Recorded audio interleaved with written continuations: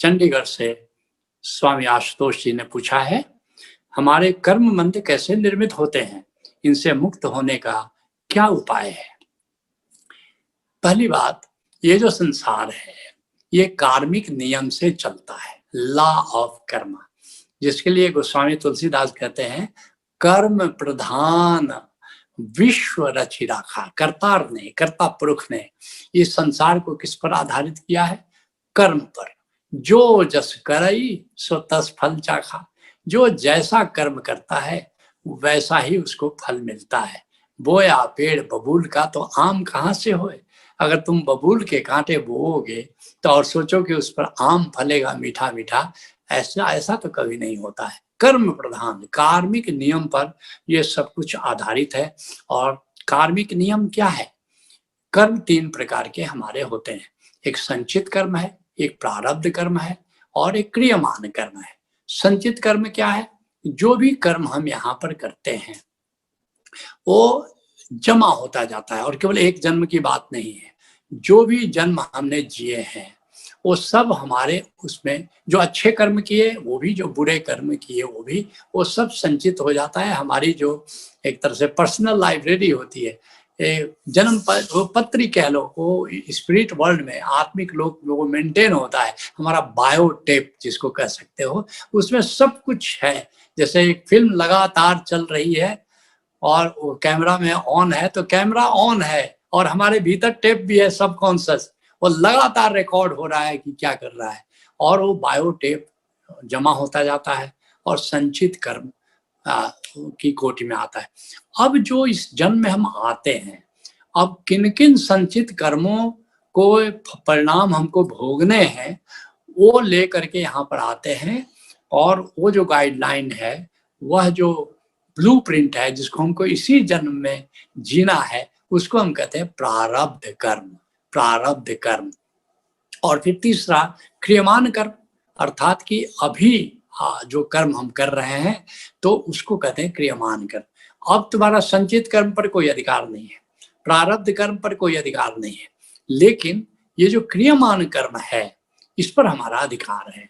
कम से कम ये जो क्रियमान कर्म है इसको तो कम से कम सुंदर बना सकते हैं, इसको कम से कम परिष्कृत कर सकते हैं। अब जो प्रारब्ध कर्म है बस यही कर्म बंध है और कोई कर्म बंध दूसरा नहीं है। ये जो प्रारब्ध कर्म है, अर्थात जिन कर्मों का फल हमको इस जीवन में भोगना है, इसी का नाम कर्म बंध है। तो अब पूछा है कि कर्म बंध से मुक्त होने का उपाय क्या है, कैसे निर्मित होते हैं। मैंने बता दिया कि जो भी कर्म हम करते हैं उसका जो वो बीज की तरह है और उसका जो फल है वो कर्म बंध की तरह है। अब इससे जो प्रारब्ध कर्म लेकर आए हैं तो ये हमारे कर्म बंध है जो इस जीवन में हमको भोगने हैं। तो अब क्या करना है, ये आगे कर्म बंध नहीं बने, और जो कर्म बंध हमारे साथ आए हैं, हमारे दोस्त की तरह हैं, हमारे टीममेट्स की तरह हैं, तो इन कर्म बंधों से कैसे मुक्त हैं, इसके लिए मैं 5 उपाय बताना चाहूंगा। पहला उपाय क्या है कि कर्मबंध बने ही क्यों? क्योंकि हम घटना जो घटी हमारे जीवन में उससे हमने सीखा नहीं। तो अस्तित्व पाठ पढ़ाता कैसे है कि कोई घटना हमारे जीवन में भेजता है और कहता है अब सीखो। जैसे स्कूल में क्या होता है, एक शिक्षक कहानी सुनाता है और बच्चों से पूछता है कि अच्छा बच्चों, इस कहानी से तुमने क्या सीखा, और बच्चे बताते हैं। यही तो तरीका होता है। ऐसे ही परमात्मा एक कहानीकार है, एक नाटककार है, और हमारे एक कहानी सुना रहा है, हमारी जीवंत कहानी सुना रहा है, और पूछता है कि इससे क्या सीखा। अगर तुमने सीखा तो दोबारा वो पाठ क्यों पढ़ाएगा, अगर नहीं सीखा तो शिक्षक क्या करेगा, एक दूसरी कहानी सुनाएगा और वही पाठ फिर से बताने की कोशिश करेगा। तो तुम्हारे जीवन में फिर घटना की पुनरावृत्ति दूसरे ढंग से होती रहती है। तो पहली बात कि अगर कर्मबंध आगे बने नहीं तो जो भी कर्म हुआ अब उससे तुमको जो भी घटना घटी उससे तुम सीखो, आगे उस तरह की घटना तुम्हारे जीवन में नहीं आएगी।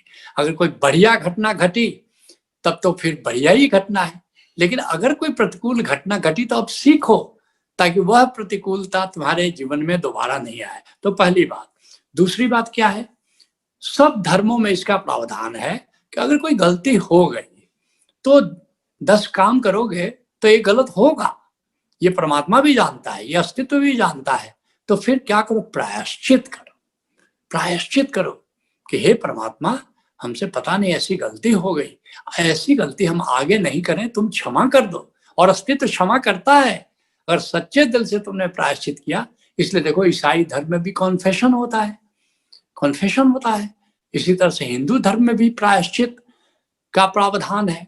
तो सब धर्मों में ये है कि तुम अपने किसी भी ऐसे दुष्कर्म के लिए उसको सच्चे दिल से प्रायश्चित करो, तो ये तुमको कर्मबंध से मुक्त कर देता है। तीसरा क्या है, पर पीड़ा से बचो, दूसरे को पीड़ा मत दो। एक है कि तुम्हारा इंटेंशन ठीक है, अगर तुमने अपने सत्धर्म की स्थापना के लिए कुछ किया है, इससे किसी को पीड़ा होती है तो होने दो।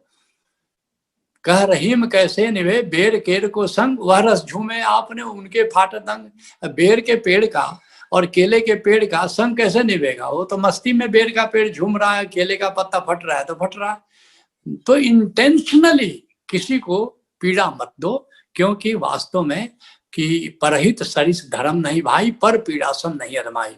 दूसरे का उपकार करने से बड़ा पुण्य नहीं है, और दूसरे को तकलीफ देने से, सैडिस्ट मेंटलिटी, कुछ लोग होते हैं दूसरे का मजाक उड़ा करके बड़े प्रसन्न होते हैं, कुछ लोग होते हैं दूसरे को तकलीफ दे करके प्रसन्न होते हैं। अब ये कर्मबंध सीरियस हो रहा है, तो ऐसा मत करो, पर पीड़ा से बचना है। और फिर क्या करना है, प्रतिकूल को कर्मबंध का परिणाम समझो। कोई प्रतिकूल हो गया, तुमको कष्ट हुआ, बोले हे परमात्मा एक कर्मबंध और करना, और तुम्हारे चेहरे पर हंसी आ जाएगी। तुम देख लेना, करके देखना, कुछ हुआ, तकलीफ हुआ, बोले हे परमात्मा बड़ा जल्दी सस्ते में निपटा दिया हमको, एक कर्मबंध तो कम से कम और कटा। तो इसको मान लो कि एक कर्मबंध का जो परिणाम था वो बीत गया। और फिर जो पांचवी बात है और सबसे महत्वपूर्ण बात है कि परमात्मा मंगलमय है। जब भी कोई इस तरह घटना घटे, प्रतिकूल घटे, तो समझो कि परमात्मा मंगलमय है। और क्यों? क्योंकि आज का प्रतिकूल कल का अनुकूल है। इसको सम्यक शरण कहते हैं। अजपा समाधि में जब आओगे तो जानोगे। तो सदा इस भाव दशा में जियो, अच्छा हो बुरा हो, और परमात्मा मंगलमय है। आज कुछ प्रतिकूल हुआ है, मगर मुझे कल शायद पता चलेगा यह भी अनुकूल है, और फिर तब तुम देखोगे कर्मबंध से मुक्त हो जाओगे। बहुत बार लोगों ने पूछा है कि बंध से मुक्ति और कर्म बंध से मुक्ति, बंध से मुक्ति, ये तो बंध से मुक्ति आत्मज्ञान से ही हो जाता है। बंध से मुक्त होना ज्यादा आसान है, कर्म बंध से मुक्त होना बड़ा कठिन मामला है। तो कर्म बंध की ये 5 सूत्र हमने दिए, अगर अपने जीवन में पालन करोगे तो कर्म बंध से भी मुक्त हो सकते हो, जो कि बंध से मुक्त होने से ज्यादा कठिन है।